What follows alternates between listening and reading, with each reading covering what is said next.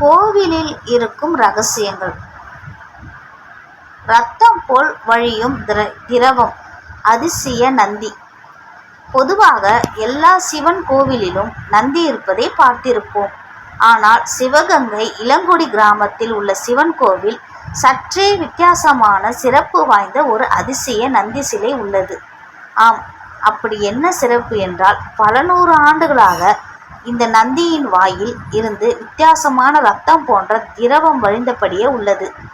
சிவகங்கை மாவட்டம் காரைக்குடி வட்டம் ஆலங்குடியில் இருந்து திருப்பத்தூர் செல்லும் வழியில் உள்ளது இளங்குடி என்ற கிராமம். பல ஆண்டு காலத்திற்கு முன்பாக இந்த கிராமத்தில் உள்ள ஒரு சிவன் கோவிலின் வெளிப்புறம் அமைக்கப்பட்ட நந்தி சிலையின் வாய்ப்பகுதியில் இருந்து ஒரு திரவம் எப்பொழுதுமே சுரந்து கொண்டே இருக்கிறது.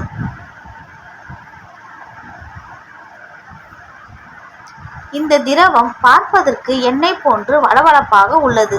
நறுமணமும் எண்ணெய் போன்றே உள்ளது. தொடர்ந்து வழிந்து கொண்டே இருக்கும் இந்த திரவத்தால் சிலைக்கு அணிவிக்கப்பட்ட பட்டு ஆடையும் நனைந்தபடியே உள்ளது. பக்தர்கள் இந்த திரவத்தை பிரசாதமாக நெற்றியில் இட்டுக் கொள்கின்றனர்.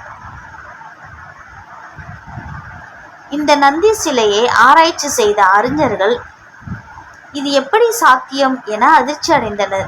அந்த நந்தி சிலையை அந்த இடத்தில் இருந்து ஒரு அடி நகர்த்தி வைத்தும் இரத்தம் வடிந்தபடியே தான் இருந்தது.